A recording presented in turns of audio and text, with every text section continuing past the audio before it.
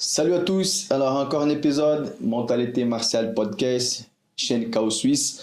Avant de vous présenter qui sera là avec nous ce soir, je vous demande comme d'habitude, partagez, likez, laissez des commentaires sur notre chaîne, sur les vidéos que vous allez voir sur la chaîne. Pas forcément que pour le podcast, puisqu'il y aura des nouveautés qui vont arriver, il y aura de nouvelles choses. Soyez connectés, partagez, likez.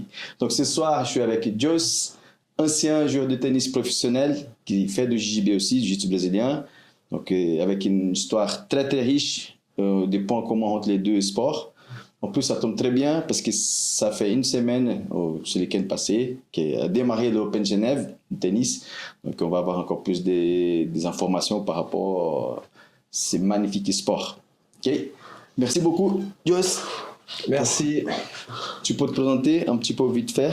Voilà, alors je m'appelle Joss Espazandin, j'ai 35 ans, je suis un ancien joueur de tennis professionnel suisse, j'étais 650e ATP et maintenant je suis entrepreneur et un amateur de BJJ. Du jiu-jitsu brésilien. Ouais, Ok. exactement. Donc, ton professeur est déjà passé ici. On a fait l'analyse des championnats d'Europe ensemble. C'était cool. D'ailleurs, j'espère qu'il va revenir pour qu'on fasse encore des choses. Et il m'a il m'a dit de t'inviter aussi parce qu'il y a des points en commun par rapport à la mentalité. C'est ça aussi l'idée du podcast. C'est d'essayer de laisser un message à la fin. Donc, il n'y a pas de l'ordre, on va avancer le sujet, des fois on va venir en arrière sur ta carrière au tennis, donc on va tout mélanger, et c'est ça aussi l'idée du programme.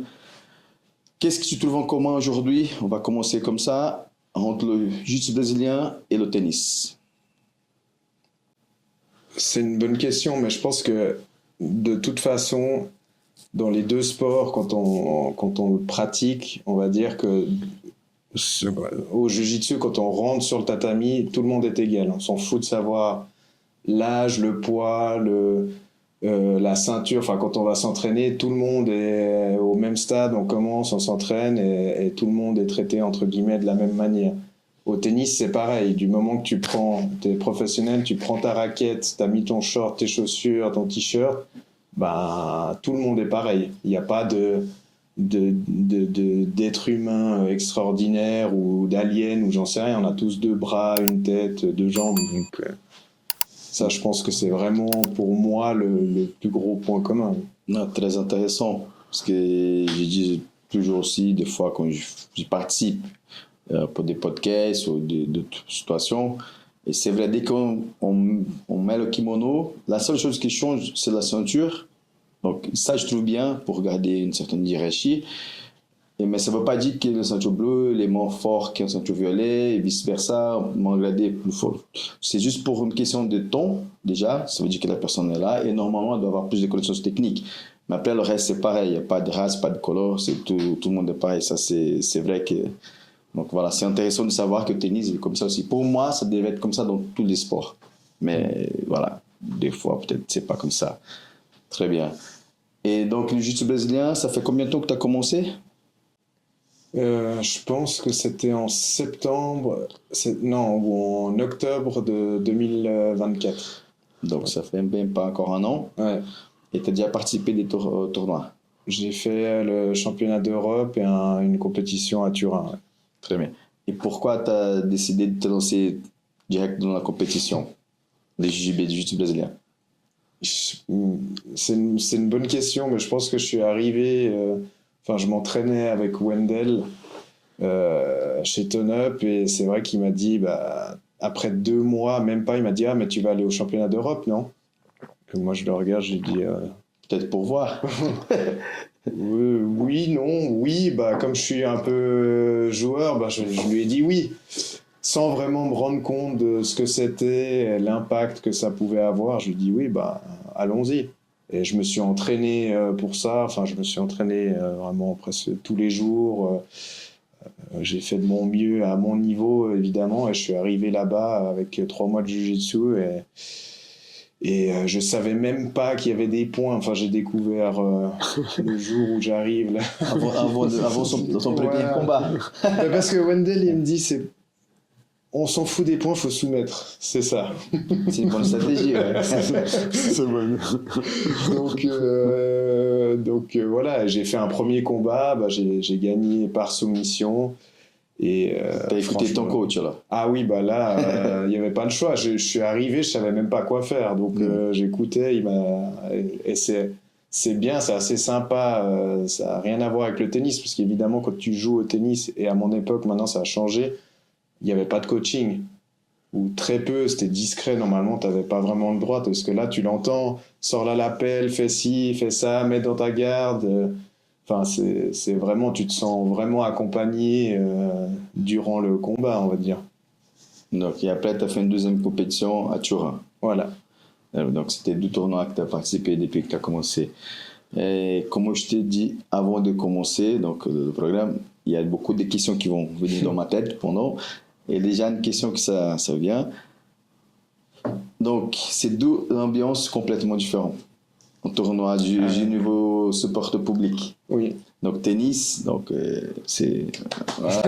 JB et jiu-jitsu brésilien, ça change un petit peu. Ah oui, c'est pas la même. Voilà. Donc quelle est la sensation pour toi donc d'avoir participé des tournois de toute ta vie au tennis, donc l'ambiance est différente et surtout quand tu vas faire ton premier combat à JB et surtout là-bas je suis pas en Europe à Lisbonne et c'est la fiesta, il y a l'ambiance. Alors, honnêtement, moi je suis quelqu'un qui stresse peu avant, mais je pense que c'est parce que j'ai fait beaucoup de compétitions. Mais mon stress, il arrive là, 20 minutes, 30 minutes. En fait, quand tu fais la pesée, pour moi, c'est là où, avant de rentrer, c'est là où tu te sens vraiment. Là, tu sens le coup arriver de pression, mais c'est vrai que. Après, t'as tout le monde qui crie. L'ambiance, moi, j'ai trouvé incroyable. Tu oublies vite que t'es dans une compétition, que c'est quand même les championnats d'Europe. Ça n'a rien à voir. Au tennis, c'est un peu plus discret. T'as un peu moins de. T'as pas de gens qui crient. On applaudit.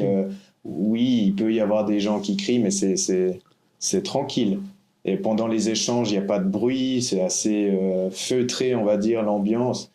Et je peux pas te dire, on s'entend, j'adorais les ambiances tennis, maintenant j'aime plus vraiment d'ailleurs, c'est pour ça que je me suis mis à un autre sport et aujourd'hui je préfère ça où il y a tout le monde qui crie, cette ambiance, il y a du monde, il y a du passage, il y a la chance, t'as un peu, le BJJ donne la chance à tout le monde, c'est-à-dire que t'as toutes les ceintures, tous les poids, tous les âges, c'est assez incroyable parce qu'au tennis pour faire ne serait-ce qu'un équivalent de championnat d'Europe ou j'en sais rien, tu dois être dans le top 30 ou top 40 mondial.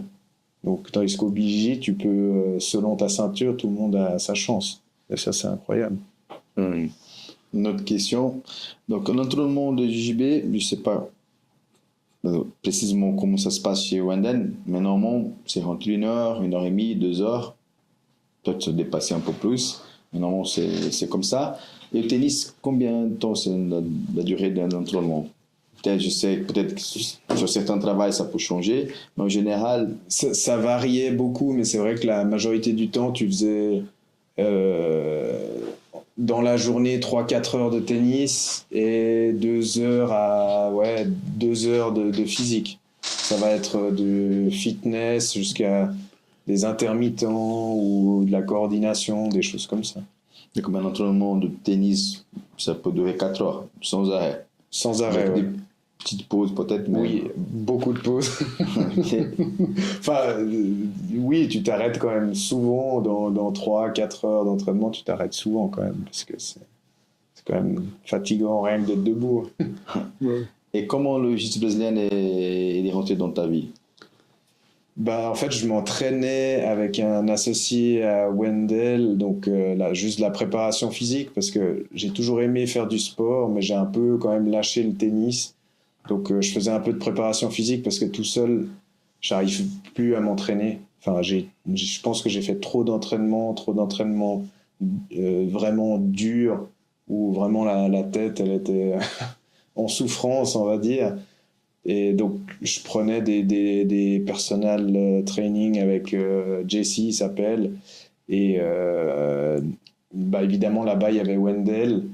Et c'est lui qui m'a proposé d'essayer ce sport. Et j'ai essayé, j'ai été piqué, quoi. Enfin, incroyable. Est-ce que tu as aimé tout de suite le premier cours Oui, et c'est assez drôle parce que ça a été assez dur. Enfin, il m'a vraiment, je dis pas maltraité, mais Et vous voilà. prouvé que le JB était plus dur que le tennis. Exactement. Et j'ai pris tellement cher, mais j'ai adoré. Là, je pose cette question. Tu vois le truc, c'était. Je pose cette question parce que voilà, c'est comme tu as dit, tu étais piqué. Et c'est la réponse que j'entends souvent. Et des fois, même moi, si je suis pratiquant, je suis professionnel du jiu-jitsu, je vis de ça. Et c'est difficile à comprendre ça. Tu vois, pour moi, c'est presque comme un effet magique. Ouais. Tu vois, les gens ils disent je suis accroché depuis le premier coup. Et en plus, des fois, comme tu as dit, le premier coup, c'était pas facile. Et je pense que c'est même pas le côté physique, mental, techniquement, c'est pas facile non plus à comprendre le premier coup. Tu vois, le jiu-jitsu brésilien, qu'est-ce que c'est la garde, pourquoi l'autre il est couché, l'autre doit passer la garde. Tu vois, c'est déjà pas facile de comprendre. Mais malgré ça, les gens, ils s'accrochent. Donc ça, c'est pour ça que je te posais la question. Je pense quand même la dépense physique, pour moi, c'était une manière de faire un peu un entraînement que moi je dirais physique, mais que j'ai jamais fait. Parce que fitness, j'ai déjà fait, courir, j'ai déjà fait, enfin c'est toutes des choses que je faisais tout le temps. Et là, tu sentais que tu t'entraînais, tu sortais du truc, t'es épuisé, mais c'est un autre effort et tu te sens fort. Enfin, il y a plein de choses qui viennent avec et c'est assez. Moi, je trouve ça incroyable. Et juste pour que les gens comprennent, puisque je pense qu'on va parler beaucoup, comme ça, tu fais la publicité aussi pour mon ami Wenden. Donc, tu peux parler de club. Donc, tu peux expliquer, parce qu'ils vont entendre Wenden, peut-être qu'ils ne vont pas se rendre compte. Comme ça, tu peux dire, donc, tu peux parler de club, où c'est, tu t'entraînes, voilà. Comme ça, les gens vont peut-être comprendre plus pendant l'expression. Turn Up, c'est à Lausanne. Je connais l'adresse, je crois que c'est Trabondon. Voilà, c'est une salle il y a du crossfit, il y a du fight. Et bon, je suis essentiellement à la partie fight que Wendell gère. Et il y a un peu tous les sports. Enfin, il y a JJB, il y a du MMA, il y a du kickboxing. Je connais pas tous parce que moi je fais essentiellement le JJB, mais voilà, il y a diverses disciplines, il y a beaucoup de cours, il y a beaucoup d'élèves, on est plus de 100 en tout cas facilement, donc c'est vraiment une bonne salle avec de bons athlètes en MMA aussi, enfin c'est vraiment, il y a un bon esprit de compétition là-bas. Et en parlant de MMA, est-ce que tu es déjà tenté d'essayer Non, je pense pas. Je pense que les poignets ne tiendraient pas le coup là.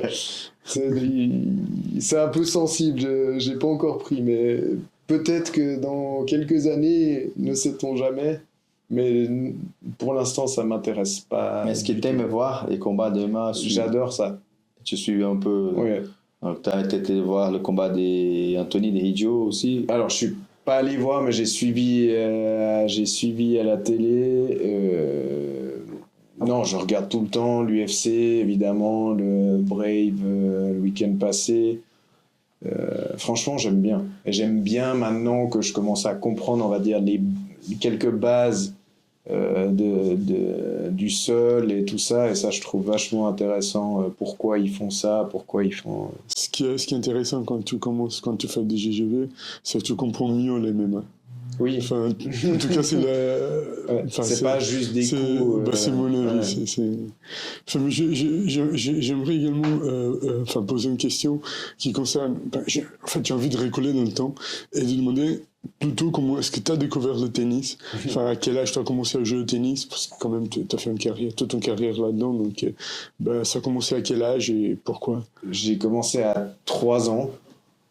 Je sais pas pourquoi, honnêtement, mes parents ont toujours fait des sports de raquettes, hein, ils étaient très forts en squash, plusieurs fois champion suisse, les deux. Ok, c'est vrai. Et c'était un sport, mon père adorait ça vraiment, enfin, il regardait tout le temps à la télé et tout ça, je pense que j'étais un peu lobotomisé, il m'a jamais forcé, mais je pense que je regardais toujours ça et j'ai fait pas mal de sports que je pense beaucoup font, du judo, foot, tennis, squash, même golf. Et c'est vraiment, au bout d'un moment, tu as tellement d'entraînement dans la semaine que tu dois choisir un Est-ce que sport. de certaine manière, tu considères ou pas que le tennis est un sport un peu élitiste? Indirectement, oui. Dans certains pays, non, mais en Suisse, oui, malheureusement. C'est un peu triste, mais oui, parce que c'est un sport qui coûte extrêmement cher. Justement, j'en voulais venir. Ouais. Moi, personnellement, une saison professionnelle, elle coûtait 200 000 francs l'année. Ouais. Donc, sans sponsor, j'aurais jamais pu faire ne serait-ce qu'une année. Donc... Et quels sont les coûts pendant donc, une saison comme ça? Les plus lourds, on va dire comme ça. Ça coûte plus cher. C'est les voyages, parce qu'il n'y a pas de tournoi au même endroit, tu voyages tout le temps, toutes les semaines, tu prends l'avion, donc... Mais encore là, donc, c'est-à-dire, pour démarrer, c'était 6 ans, un gamin de 6 ans. Ouais. Si son père, il veut qu'il joue au tennis, ça reste un sport élitiste. C'est-à-dire, est-ce que tout le monde pourrait, par exemple, les GGB, on parlait de GGB tout à l'heure, c'est un deuxième sport, ça s'est démocratisé, avec un abonnement annuel d'environ 1000 francs, on va dire, gros modo, n'importe qui pour pratiquer du GGB. Par contre... Pour les adultes, c'est moins cher un peu. Encore. Donc, si aujourd'hui, j'ai pas d'enfant, mais si aujourd'hui je voudrais mettre mon enfant de 6 ans au tennis, ça aurait un autre coût. Donc, là où je veux venir, c'est que tu penses que ça s'est démocratisé le tennis ou pas trop, malheureusement? Au début, je pense que ça va. Au tout début, je pense que ça va parce que tu vas peut-être payer pour jouer une fois par semaine, tu vas payer 2 fois parce que c'est 2 saisons au tennis, t'as l'été et l'hiver, et tu vas payer 2 fois 1000 francs, ça dépend du club. Donc c'est quand même le double déjà à la base, mais ça c'est pour une fois par semaine. D'accord, c'est ça. Après, si tu veux aller plusieurs fois, ça se double à chaque fois. Ça veut dire que si tu vas 2 fois par semaine, ça sera 2000 francs. Ça sera 2000, plus encore 2000 en hiver. Donc, et tout ça sans parler de matériel. Oui, mais au début, le matériel, ça va. C'est une raquette, une paire de chaussures. Franchement, les raquettes, je pense la première raquette, 50, 40 francs, ça va. Tu t'en sors. Mais c'est dès qu'ils commencent là, vers une douzaine d'années, que tu commences vraiment à faire les compètes et tout ça, et que tu dois aller beaucoup... tu vas évidemment beaucoup en Suisse alémanique, parce qu'en tout cas, à mon époque, il n'y avait pas tant de tournois en Suisse romande.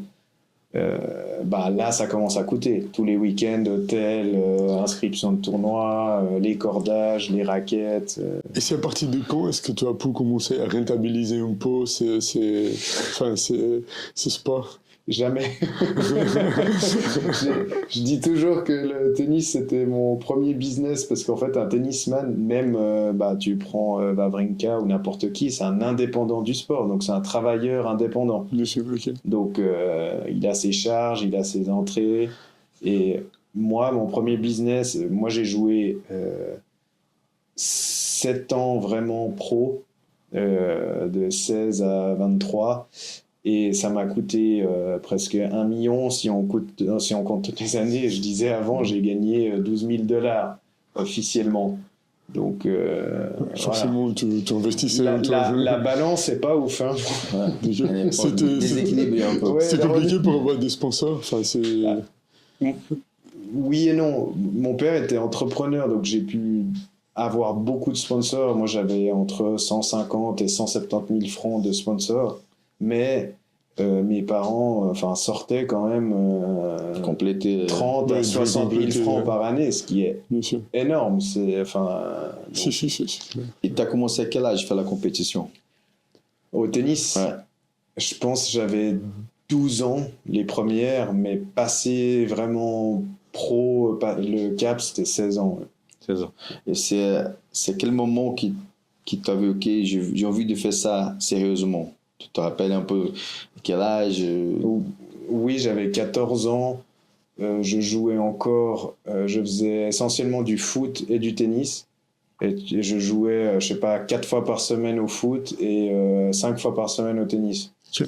Okay. Donc, Je remercie mes parents enfin, surtout à l'époque ma mère qui m'a amené vraiment partout. Mais là, à un moment, ils m'ont dit, il faut choisir. Enfin, on peut pas faire les deux, c'est pas possible. Ça m'est arrivé aussi avec la gym et à l'époque le judo aussi. Je faisais de la gym et du judo au moment où je devais choisir. Mais comment tu as réussi à s'organiser par rapport à l'école? Parce que je sais qu'en Suisse, c'est compliqué. Ouais. Le système n'est pas facile. Il y a les sports à études à Genève, je ne sais pas si tous les cantons il y en a. Mais même malgré ça, des enfants ils doivent rattraper les études. C'est pas quelque chose qui tu vas avoir. En tout cas, à Genève, c'est pas comme tu vas avoir plus de temps pour t'entraîner. Tu vas étudier moins. Non, la vérité, c'est que tu auras plus de flexibilité pour t'entraîner, mais l'étude, elle est toujours là. Il faut travailler. Comment tu as réussi à t'organiser par rapport à ça, surtout cette période-là, si tu faisais beaucoup de foot et de tennis? Là, je pense que j'étais encore jeune, j'avais pas mal de facilité à l'école, donc je m'en suis sorti. J'ai pas vraiment de souvenirs. Je sais qu'après, au tennis, comme j'étais bon, j'étais sport-études. J'ai fait une année de sport-études, mais le problème, c'est que c'est pas très adapté au tennis, c'est-à-dire ou au sport individuel en général, parce que le problème, c'est que au tennis, faut savoir que toi, tu arrives déjà à 16 ans, tu vas jouer les meilleurs mondiaux, ils ont 6 heures d'entraînement, 7 heures d'entraînement par jour. Si toi, tu fais tes études, le sport-études à Lausanne, Auguste Picard, c'était... je crois qu'il y avait une après-midi par semaine et sinon c'était tous les matins. Mais tu étais à Lausanne, tu faisais 7h30 midi et après tu devais manger, faire ton sport. Tu n'avais pas le temps suffisant pour, entre guillemets, rattraper les autres. Donc j'ai fait une année, j'avais beaucoup d'absence parce que aussi les tournois, c'est pas en Suisse, c'est pas comme le foot où le gars il s'entraîne, il va le week-end, il joue son match de championnat, à la limite il a une compète à l'étranger si vraiment il est fort, mais moi c'était toutes les semaines, tu étais à l'étranger presque. Donc à un moment j'ai dû arrêter. Donc tu as arrêté les études à peu près à quel âge? À 16. Et aujourd'hui, est-ce que tu le regrettes pas trop? Parce qu'aujourd'hui, tu es entrepreneur, tu as sûrement une autre vision de la vie. Donc, est-ce que tu le regrettes Non, pas du tout. Pas du tout. Enfin, et je pense que ça m'a apporté beaucoup d'autres choses. Je veux dire, j'ai voyagé autour du monde, j'ai connu plein de cultures différentes, j'ai vécu en Argentine, donc dans un autre pays, ça m'a ouvert les yeux sur beaucoup de choses. Je suis allé en Asie, je suis allé en Afrique, je suis allé en Amérique, je suis en Amérique du Sud, Europe. Enfin, j'ai vu tellement de choses, j'ai rencontré tellement de gens aussi qui... C'est l'école de la vie, quoi. Ah oui. Ça c'est un point très intéressant, je pense, pour mon point de vue pour deux choses. La première, que je pense que surtout en Suisse, il faut que les parents ils ont le courage de prendre cette décision. Et des fois, je vois beaucoup des jeunes qui ont le potentiel, et comme la vie ici, c'est différent d'ailleurs, ils ne prennent pas ces risques de lâcher l'école pour investir dans le sport. Et aussi, c'est intéressant, pourquoi? Parce que notre premier podcast qu'on a fait, Mentalité martiale, il y a eu beaucoup de commentaires. C'était Igor, le jiu-jitsu brésilien, c'est un combattant de l'UFC qui est venu. Il a dit, pour moi, aujourd'hui, le jiu-jitsu, c'est plus important que l'école pour mes enfants. Et les gens ont bombardé les commentaires. Ouais, il a dit ça. Et je pense qu'ils ont mal interprété aussi, parce que c'est ça, c'est une école de vie aussi. Et tu vas nous parler aussi. Donc, même si tu avais arrêté l'école à 16 ans, aujourd'hui, à ton côté professionnel, si j'ai bien compris, Ruben, il a plus d'informations que moi, il va poser des questions et tu t'en sors bien aussi. Donc, c'est intéressant pour moi, cette question.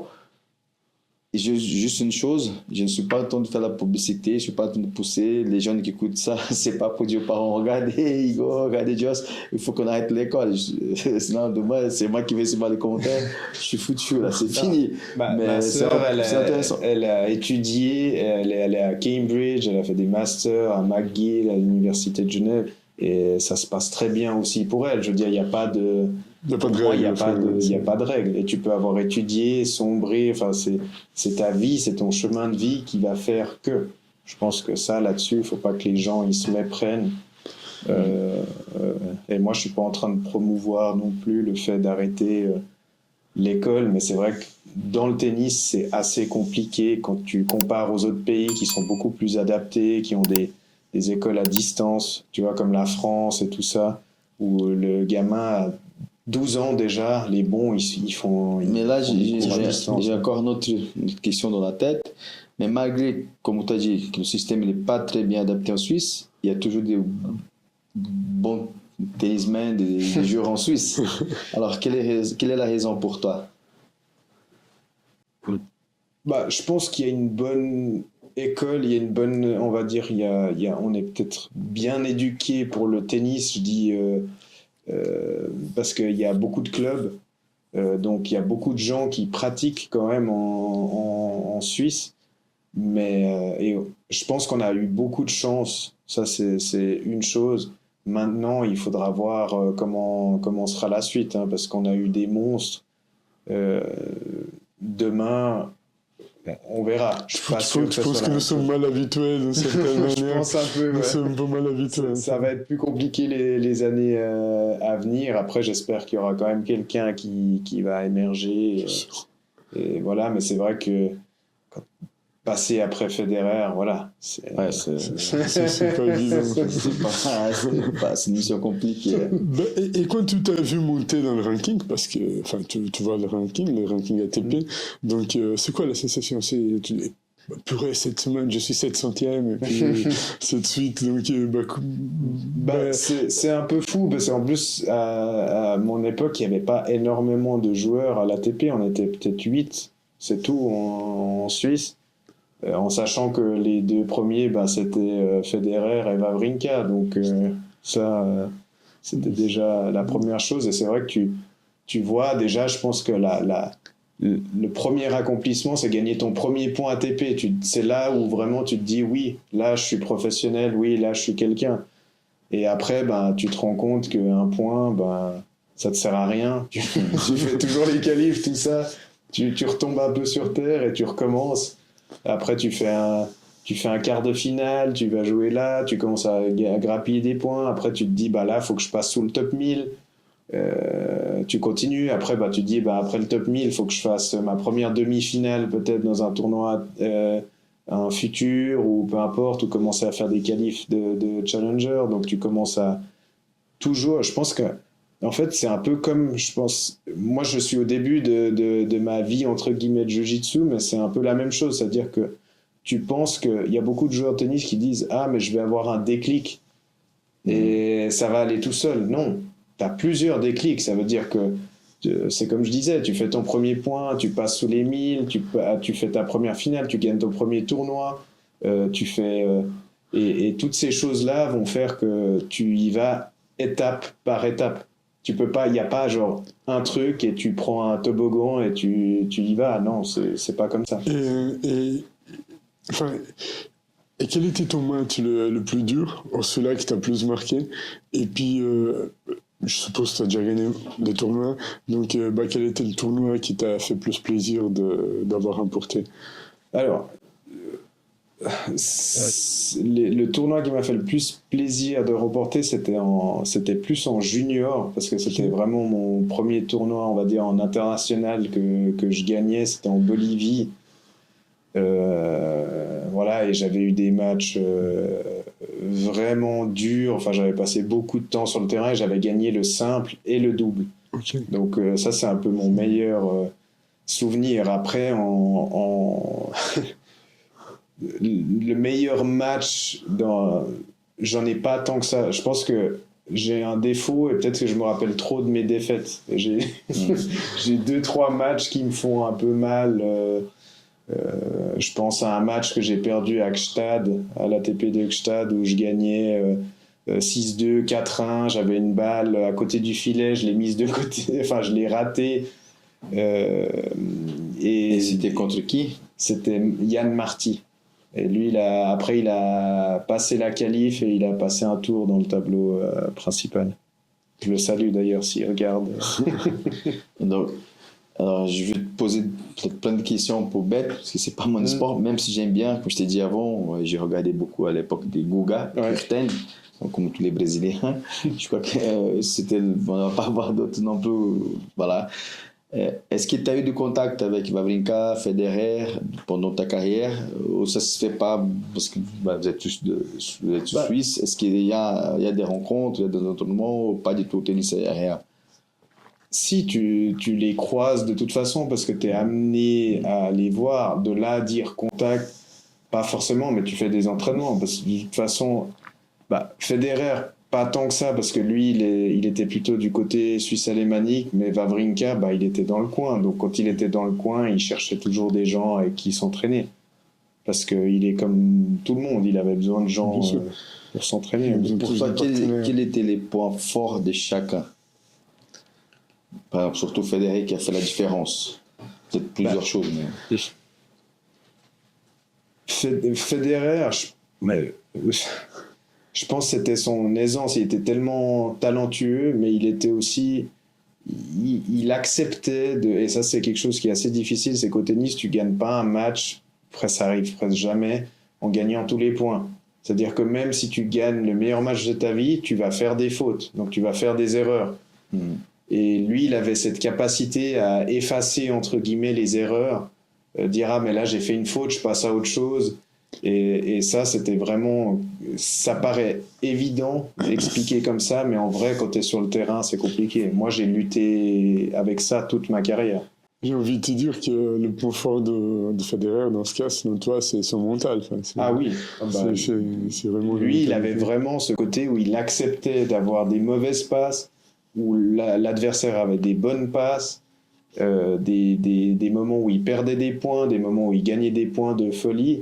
Et tout ça faisait qu'il avait compris que c'était son meilleur niveau moyen tout le long du match qui allait le faire gagner. Pas genre, s'il gagnait le meilleur point, il n'allait pas forcément gagner le match complet parce qu'il fallait gagner. Et Wawrinka? Wawrinka, je pense qu'ils ont tous un peu la même qualité, mais après, lui, c'était aussi...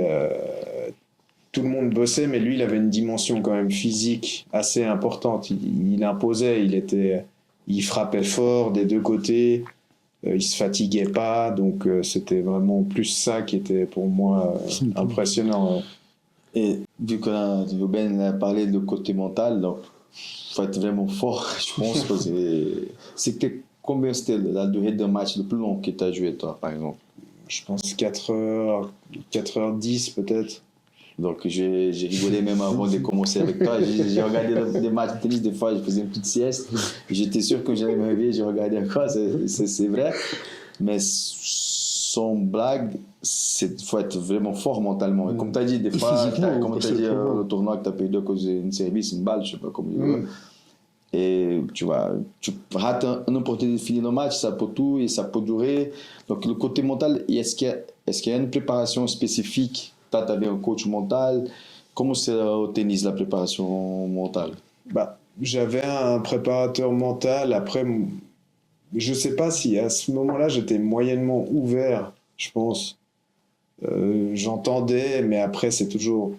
La réalité, elle se passe de toute façon sur le terrain. Tu es tout seul, tu n'as pas de coach, c'est toi qui tiens la raquette. Donc après, vraiment, ça, pour moi, le plus dur au tennis, c'est d'accepter que tu vas gagner sans gagner tous les points. Ça veut dire que le gars, tu dois jouer contre quelqu'un en face qui peut bien jouer. Et c'est ce truc de se dire, il peut gagner un point super, il peut te breaker, il peut te faire 2-3 jeux à la suite, mais le match, il est long. Tant que tu n'as pas fini... Ça, c'est très intéressant. Entre guillemets, ça veut dire que tu as le droit à faire des erreurs. De toute façon, comme tu as dit avant, il va y avoir des fautes pendant le match. Ouais. Mais ce n'est pas la fin. Et si on compare ça avec les jiu-jitsu, par exemple, tu as fait une faute, c'est fini. Ton adversaire a chopé ton bras, et il a fait un autre moment. Ça, c'est très intéressant. Et vu qu'aujourd'hui, tu fais le jiu-jitsu brésilien, donc juste pour que les gens qui voient peut-être ne connaissent pas trop, des fois on va dire BJJ, des fois on va dire JB, jiu-jitsu brésilien, brésilien jiu-jitsu, comme ça, vous le savez. Est-ce qu'il y a des choses en commun au niveau côté mental? Est-ce que le jiu-jitsu, donc, je suppose aussi, tu joues encore au tennis aujourd'hui, donc plus professionnellement.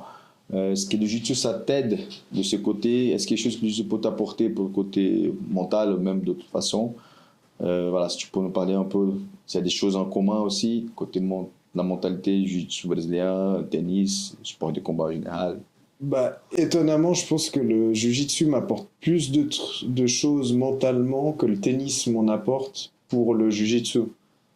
C'est-à-dire que, à part peut-être le tennis, bah, le fait d'avoir été assez haut, ça m'a peut-être donné une confiance en mes capacités importantes, même peut-être démesurées des fois. T'es vite remis sur place sur un tatami, quoi. Tu comprends vite d'où tu viens après. Mais disons que c'est peut-être une chose où tu te dis, c'est peut-être une des seules choses, et peut-être le fait de l'entraînement, la discipline, il y a plein de choses, hein. C'est pas que sur le terrain, mais de se dire, je me lève tous les jours, je vais au fitness, je fais ça, je fais ci, je fais attention à ma diète. Je sors pas trop parce que le week-end, faut que je récupère pour pouvoir. Souvent, je m'entraînais aussi samedi, donc le samedi soir, tu sors pas parce que t'es dimanche, c'est ton seul jour pour récupérer, tu recommences lundi et des choses comme ça. Je pense que c'est plus cet aspect-là de gestion au tennis qui est intéressante, et au JJB, ce qui est intéressant, c'est, je pense, la confiance que ça apporte aux gens. Moi, ça m'aurait été bien utile quand je jouais au tennis, je pense, d'en avoir fait. Je dis pas peut-être comme je le fais là, ou aussi souvent que je le fais là, mais quand même une ou deux fois, même une fois par semaine, je sais pas, ou même 2 fois par mois, ça m'aurait été très utile pour ma confiance, enfin, même en dehors du terrain, parce que c'est assez impressionnant ce que ça provoque. C'est très intéressant parce que le tennis, il n'y a pas de contact direct avec ton adversaire, donc c'est plutôt un sport de défense de terrain. Et le jiu-jitsu brésilien, c'est déjà complètement le contraire, c'est un sport de position. Donc, du coup, même au niveau des émotions, tu gères pas de la même façon. Voilà, on va dire, je suis en train de faire un combat avec toi, je suis en train de perdre. Peut-être je suis énervé, donc ça veut dire que je peux essayer d'utiliser plus mon côté physique pour faire quelque chose, mais si sans la technique, ça va pas marcher non plus. Et au tennis, tu vas jamais toucher ton adversaire, de l'autre côté, il te lance les balles. Donc ça doit être intéressant. Et comme on a discuté aussi avant de commencer, je pense que les sports de combat, c'est quelque chose à développer plus avec tous les coachs. Le jiu-jitsu brésilien en particulier, on a déjà ce travail. Comme je dis, en Australie, en Nouvelle-Zélande, il y a des équipes de rugby qui font, pendant le travail de saison, elles font du JB pour aider les athlètes qui sont déjà forts mentalement, pour donner de la confiance. J'ai donné l'exemple aussi d'un petit jeune qui est venu chez moi parce qu'il commence à monter son niveau hockey sur glace, et il commence à avoir l'âge qui a plus de contacts, et ses parents m'ont contacté parce qu'il avait peur de ça. Il ne fait pas JB, il fait des MMA, et ça fait quoi, 2 mois maintenant, il m'a dit, maintenant j'ai moins peur, j'ai presque pas peur d'aller au contact. Donc c'est vrai que c'est des choses qui ça peut aider. Donc les sports de combat, de ce côté mental, comme tu as dit, surtout la confiance, ça c'est un mot très important dans les arts martiaux. Donc ça c'est très intéressant. Et puis, comment est-ce que tu fais cette transition? Donc, si je ne me trompe pas, en 2013, donc tu as décidé d'arrêter de jouer au tennis. Et pourquoi? Et qu'est-ce que tu as fait à la suite? Je me rappelle encore, en fait, j'étais au Chili, je jouais à un tournoi où je me suis blessé, c'était en décembre 2013. Et quand je perds, et là je me dis, enfin j'avais fait toute l'année plus ou moins où j'avais plus la flamme. Enfin, tu joues, mais tu sais pas pourquoi tu joues, et ça c'est le pire. Enfin, tu sais pas pourquoi tu es là, et pourtant tu es quand même au Chili plutôt qu'à la maison, en Suisse, dans un endroit. Enfin, c'était vraiment, je sais plus, c'était Temuco, ça s'appelait. C'était vraiment paumé, bien perdu. Et là, tu te dis, qu'est-ce que je fais là? Et c'est là où, en fait, c'était quand même un processus, hein, quand même, toutes les semaines avant, peut-être même le mois avant, tu te dis, j'ai plus vraiment envie, tu fais les choses parce que, presque par obligation. Et évidemment, comme ça coûtait cher, je voulais pas dire à mes parents, ah, je continue encore une année pour voir, ou j'en sais rien. Quand j'ai vraiment perdu la flamme et je me suis dit, maintenant, pour moi, c'est trop tard, je rêve plus d'une carrière comme ça. À 23 ans, c'est mature quand même. Oui, oui, mais c'est-à-dire que si tu me dis, on va dire le Graal au tennis, c'est d'arriver dans un premier temps top 100. Et si tu arrives top 100 à 24 ans, est-ce que ça te motive? Et moi, je me disais non, c'est plus ça. Moi, je voulais arriver avant 21 ans, être un des jeunes et tout ça. Donc, c'est pour ça que j'ai dit, je stoppe. Et là, un de mes sponsors me propose un travail direct parce qu'en fait, j'ai arrêté, c'était décembre et j'avais 2 semaines. Il me dit, oui, j'ai une place, mais pour le 3 janvier 2014. Je commence là, maintenant. C'était Pas d'année sabbatique, direct. J'aurais voulu. Dans ma tête, je me suis dit, je vais faire 2 mois, là, je vais rien faire. Je vais glandouiller à la maison. Tu vois, j'ai quand même beaucoup voyagé et tout ça. En plus, là, honnêtement, comme j'étais en Argentine, la Suisse me manquait énormément, ma famille me manquait énormément. Donc, je voulais absolument revenir. Et j'ai eu cette opportunité. Et mon père, il m'a toujours dit, il faut prendre le train quand il est en marche. Donc, il faut pas rater les opportunités. Voilà. Et c'était quand même une grosse structure. Donc, je suis allé. Ça s'est bien passé. J'ai pas mal. C'est quoi ta première fonction dans la société? Je gérais des buanderies collectives dans les immeubles. C'est-à-dire, est-ce que tu réparais des machines aussi? Aussi, ça m'arrivait, ouais. Ça m'arrivait de réparer. En fait, c'était vraiment gérer un parc qui était en pré-usage, donc qui était mis à disposition pour des propriétaires d'immeubles, donc ceux que tu peux trouver dans les immeubles en bas, ou des fois c'était en haut, et les gens ils arrivaient avec leur carte, voilà, ils payaient leur lessive, voilà. Moi, je me chargeais d'encaisser l'argent des concierges, réparer les machines, être sûr que le parc était fonctionnel et tout ça. Donc, et puis en 2020, tu as décidé de constituer ta propre entreprise dans le même domaine, si je ne me trompe pas. Un peu différent, c'est plus électroménager au sens large. Au sens large. Ouais.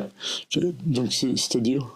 C'est-à-dire que là, c'était vraiment plus une autre approche, c'est-à-dire que c'était des réparations ou remplacements d'appareils, mais pour les régies. Donc, toujours un peu ce même contact et un peu de nulle part. J'ai commencé, on était 2. Et puis, tu lances quand même, c'était en 2020, plein de Covid. Donc c'était dur de se lancer en 2020, c'était courageux.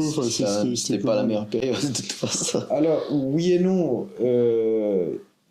Je pense que c'était plus dur d'avoir des coûts existants et devoir amortir les coûts existants avec le Covid que de pas avoir de coûts et d'avoir un minimum de coûts et dire moi j'étais vraiment tout petit, j'avais un employé, j'étais moi sur le terrain. C'était beaucoup plus facile de pouvoir absorber du travail et absorber une éventuelle perte, parce qu'il n'y en avait même pas pour nous à ce moment-là, plutôt qu'une boîte qui avait déjà 15 employés, mettre 5 employés sur le carreau, un gros loyer, des frais qui couraient. Donc moi, je pense que j'ai vraiment eu de la chance à ce moment-là. Alors que maintenant nous sommes en 2025 et 5 ans plus tard, tu te retrouves avec 30 employés, de société et plus de 100 régies, si je ne me trompe pas, de sièges sociaux et plus de 100 régies. Donc, est-ce que tu penses que le fait que tu sois une figure publique, que tu viens de tennis, etc., joue un rôle dans le marketing de ta société ou pas trop?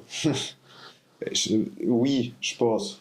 Enfin, faut pas se mentir. Enfin, d'abord, il y a cet aspect peut-être qui brise la glace plus facilement. Aussi, je pense que mes premiers clients, je les ai faits sur un terrain de tennis. Donc voilà, c'est comme je disais, quand on est en short, t-shirt, tout le monde est pareil. Donc voilà. Et après, ça ouvre des portes. Tu fais ton travail. Quand le travail, je pense, il est fait correctement, tu le fais. Non, c'est juste n'empêche on a qu'un moment que le travail soit correct au bombe. C'est juste un niveau marketing, enfin un niveau connaissance. Bah, je me suis dit par intuition Oui. que le fait de venir d'un milieu qui est quand même assez, disons, un peu élitiste comme le tennis, enfin, il n'y a pas tout le monde qui va jouer au tennis, mais peut-être le patron de la régie, il va jouer au tennis une fois par semaine, tu vois, au golf. Enfin, et donc, je pense que ça peut être un bon support, une bonne aide Le réseau. pour démarrer. C'est du networking. Ça, c'est sûr. Non, mais c'est pour ça que je disais que c'était bien d'avoir le tennis, parce que voilà, ça facilite le premier contact, ça intéresse plein de gens. Bah, évidemment, un ancien professionnel, c'est quand même un sport où ça fait rêver beaucoup de gens. Il y a beaucoup de gens qui ont essayé, ne serait-ce que d'être un bon joueur suisse, et qui n'ont pas réussi non plus. Donc, c'est pour ça que je dis, c'était vraiment une entrée qui était très intéressante pour moi. Et sûrement, tout ce côté mental, aussi discipline, tout ça, ça t'aide encore aujourd'hui comme entrepreneur, voilà, pour ton entreprise, je pense. Voilà, si tu peux me parler un peu de ça. Pourquoi, par exemple, au Brésil, c'est normal, les anciens combattants qui étaient au UFC, au Pride, ou même des anciens joueurs de foot, Curten aussi, ils sont souvent demandés pour aller donner des conférences sur leur entreprise par rapport à tout ça. Et je sais aussi, même si certains métiers, sur ton CV, il y a le sport que tu as pratiqué, que tu as fait la compétition, tout ça, ça peut jouer aussi un rôle. Le gars, quand il prend le papier, il va dire, ouais, la discipline, ils savent qu'il y a quelque chose de plus. Donc ça t'aide sûrement pour monter ton entreprise, pour continuer, je pense. Bah oui, moi c'est clair que j'ai une discipline, je pense que peu de gens ont. C'est sûr, ouais. Tous les jours levé, je me lève à 4h du match, je vais bosser, je suis à 4h30, 5h à la boîte. Tous les jours c'est pareil, tous les jours j'essaye de maintenir l'exigence entre guillemets dans mon travail et dans le travail des gens. J'essaye de l'appliquer de la meilleure manière possible, hein, parce que je peux pas demander aux gens de faire la même chose que moi, mais disons d'être un exemple entre guillemets pour les gens qui travaillent pour moi. Et c'est vrai que ce côté-là, et moi ça me paraît, c'est pas un effort, c'est normal, c'est ancré, c'est voilà. Ouais, je comprends. Je peux même pas t'expliquer, mais c'est quelque chose qui est en moi. Il y a pas de. Moi, je crois comprendre que tu travailles avec ta maman parfois, même de temps en temps. Au début, au début. Ouais. C'était dur, c'était assez explosif. Non, pas du tout. Non, on faisait deux choses totalement différentes. Elle faisait vraiment plutôt RH. Ouais. RH et la gestion. Justement, à propos des RH, c'est toi encore qui fais les entretiens d'embauche, c'est toi qui sélectionnes ton personnel, et tu les sélectionnes plutôt vis-à-vis de leur CV, vis-à-vis de leur caractère, ou peut-être, c'est quoi tes critères, enfin? Alors, je fais de moins en moins, donc maintenant on a quand même des responsables par secteur, donc généralement ils vont faire eux les entretiens. Avec le développement. Voilà, exactement. Mais moi j'aime bien les profils un peu atypiques. J'aime bien laisser une chance. Mon père était pareil, et je pense que des fois laisser une chance à une personne, je préfère que le logo de Ace, c'est ma boîte, hein, Ace électroménager, une de mes boîtes, et il est vert. Je dis toujours, je préfère qu'il ait le sang vert qui lui coule dans les veines plutôt que ça soit le meilleur technicien du monde. Pourquoi ? Parce que je sais qu'après, c'est lui le meilleur représentant devant le client. Oui. Donc des fois, c'est mieux qu'il soit gentil, respectueux devant le client plutôt que ça soit, moi j'appelle ça le docteur. Celui qui sait tout, qui parle un peu mal, qui a tout vu. C'est quoi la bonne stratégie pour garder une équipe motivée ? D'avoir des gens, de bien s'entourer et d'essayer nous-mêmes de nous de se challenger tous les jours, d'être meilleur. De donner un exemple déjà pour toi-même. Voilà, et moi je pense que tous les jours, moi je suis tous les jours, j'essaie de montrer l'exemple. Tous les jours, j'essaie de de montrer qu'on n'est pas, rien n'est acquis. Donc on continue, on essaie de s'améliorer et tout ça. Je pense que mes collaborateurs le voient et ils se rendent compte que c'est important. C'est sûrement aussi une partie de society, de ta société. Enfin, c'est sûrement ça. Tu as dit c'est une de tes sociétés, Oui. donc peut-être tu n'as pas bien fait mon job. C'est quoi les autres? J'ai une société de cuisine qui s'appelle Cuisine Me, qui est à Mérin. Ok. J'ai une boîte qui s'appelle Retail Me, c'est des ventes d'électroménagers en ligne. Ok. Après, j'ai la buanderie. La buanderie, c'est vraiment des machines à laver, comme au début, en prêt à usage ou en location, dans les buanderies communes. Et après, tout ça est détenu par ma holding, qui est Ace Investment Group, en fait. Et comment est-ce que tu trouves le temps d'organiser tout ça, Je de l'ai t'entraîner, voilà. Non, Donc, tu as envie à côté, vie privée, bien sûr. Donc, comment est-ce que ça te gère? Je pense que tu l'as pas. Enfin, c'est comme je disais, c'est une rigueur. Tu essaies de trouver du temps pour faire les choses, mettre les bonnes personnes aux bons endroits pour te libérer du temps. Et après, moi, m'entraîner, c'est une obligation. C'est-à-dire que si je fais rien, je deviens fou. Je vais tenir 3-4 jours sans rien faire, plus je deviens zinzin.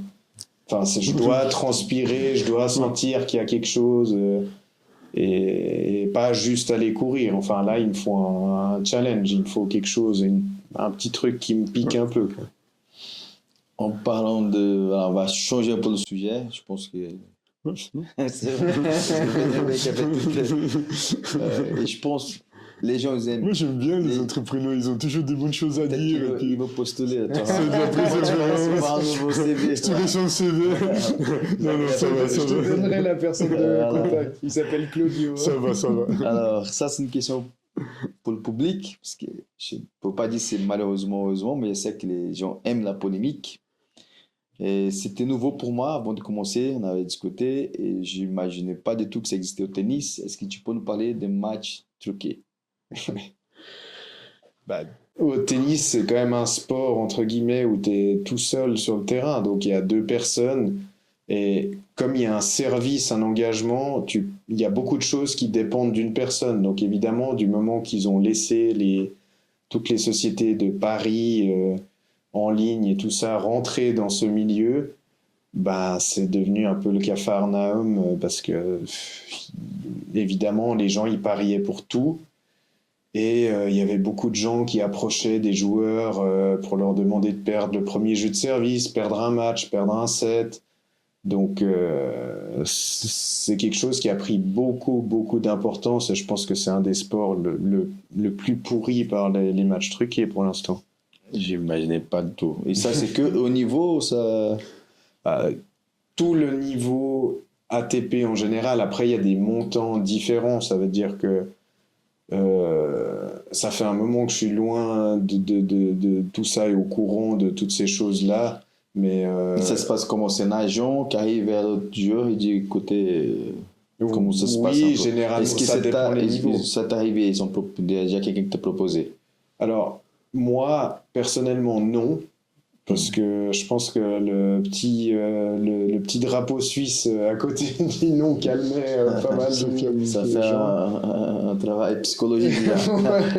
Il pensait déjà que c'était mal barré, mais c'est vrai que j'ai eu beaucoup d'amis argentins ou chiliens qui se sont fait approcher, et là c'est différent, même à haut niveau.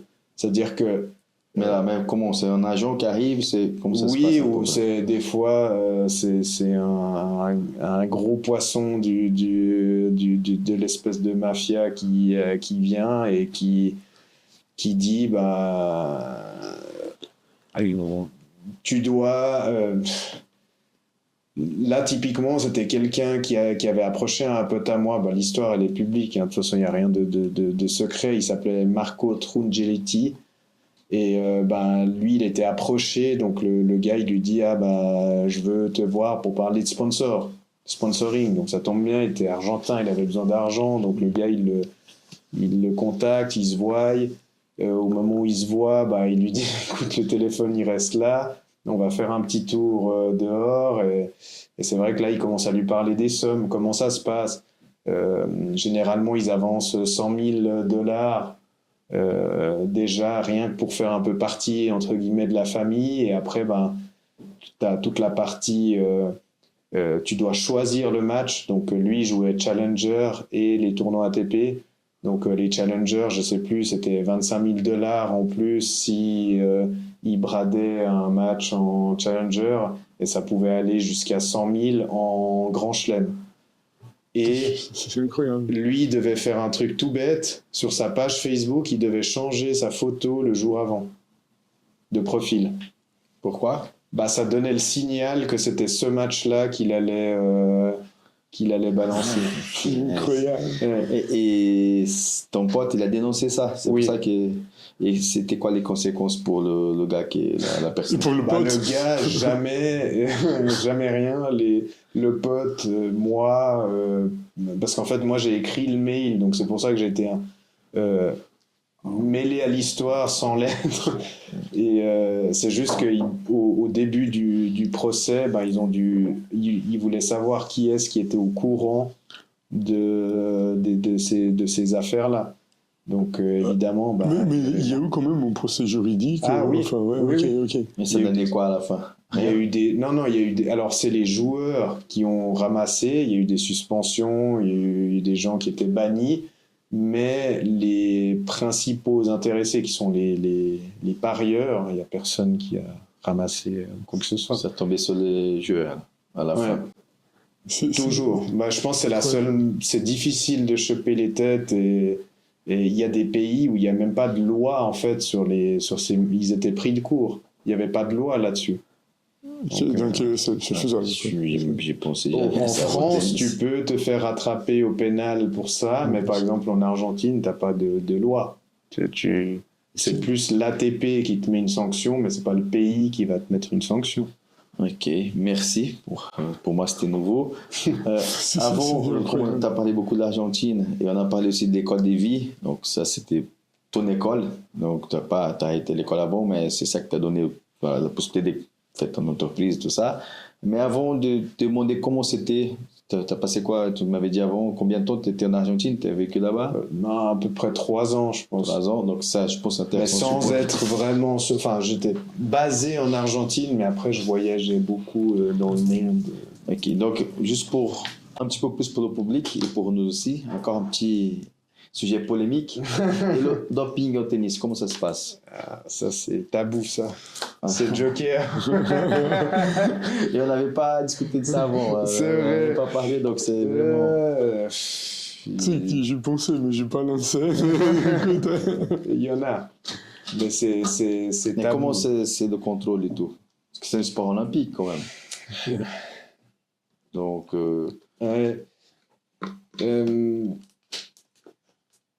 C'est assez difficile. Moi, j'étais assez souvent contrôlé quand même au niveau Suisse olympique et tout ça, Suisse antidoping. Ouais, tu vois, moi, je suis coach de l'équipe suisse de Newaza, de Jiu-Jitsu, donc avec la Fédération suisse, donc on travaille avec la Suisse olympique.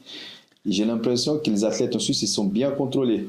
Parce que les athlètes de Newaza aussi, ils sont souvent contrôlés, soit à la maison, au club, il y a toujours des tests. C'est bien. C'est bien pour le sport, il faut que ce soit propre. Voilà. Mais ailleurs, je ne sais pas trop comment ça se passe. Mais au niveau de tennis, donc tu as dit, c'est un tabou. Mais est-ce qu'il y a eu déjà des grands joueurs qui ont tombé?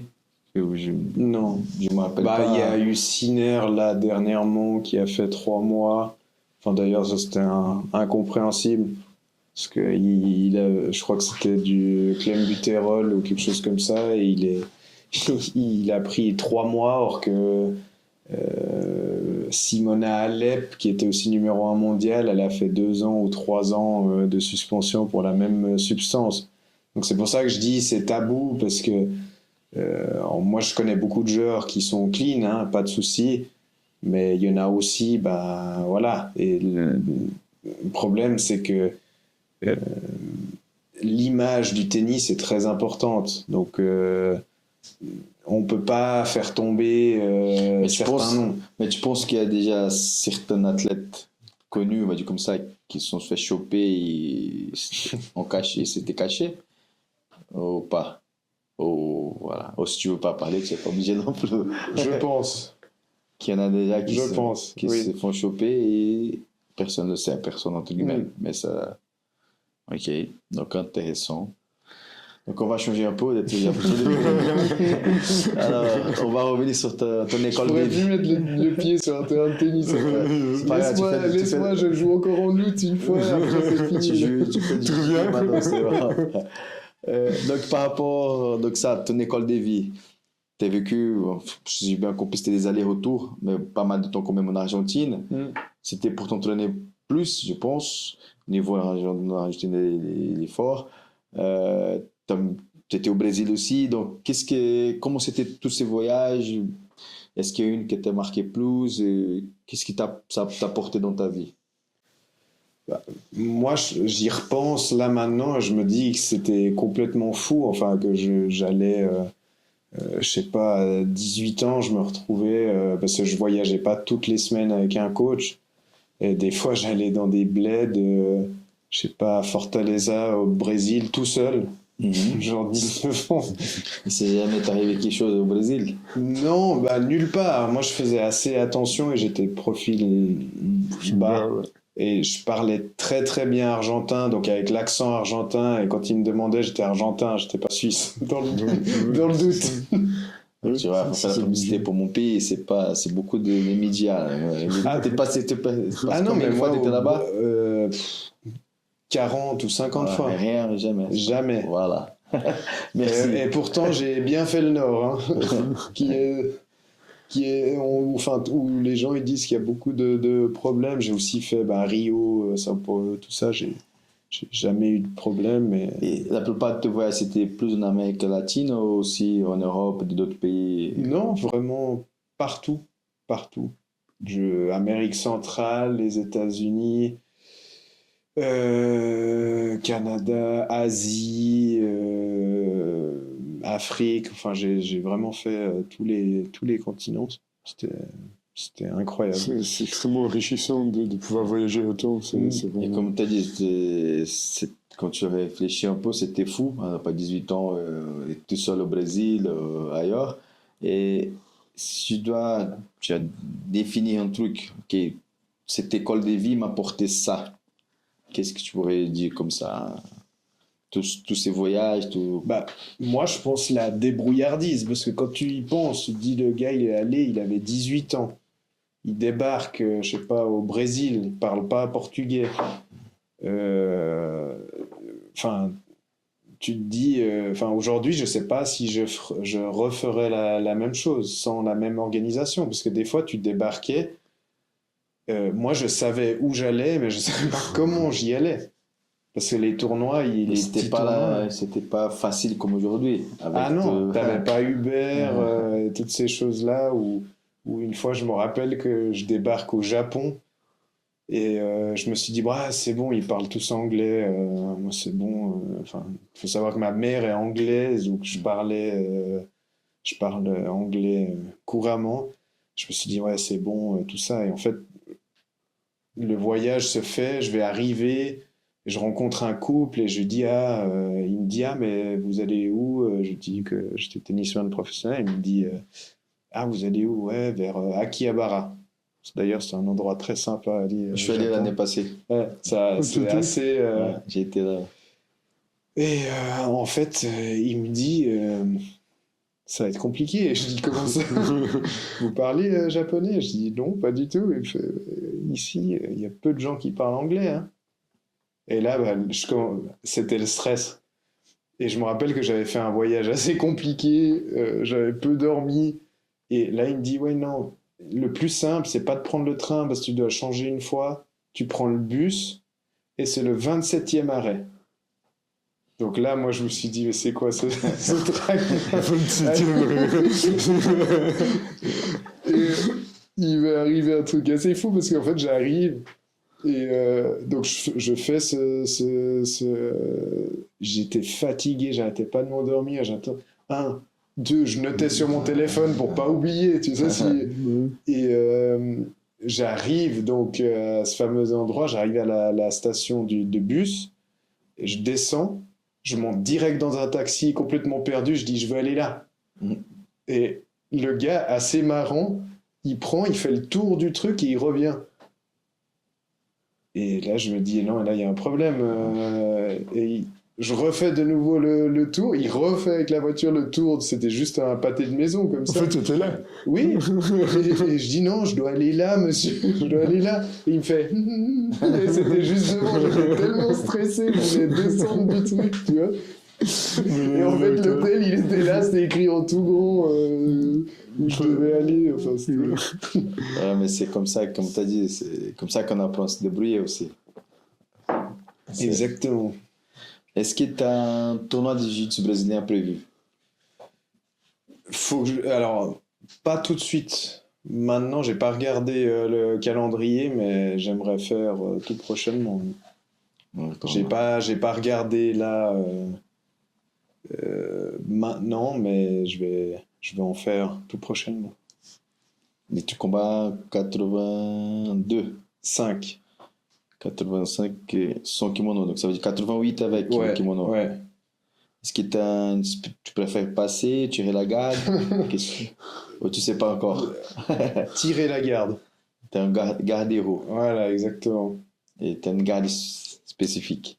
Non, moi je ferme la garde. Et c'est mieux. Tu travailles en sécurité. Voilà, exactement.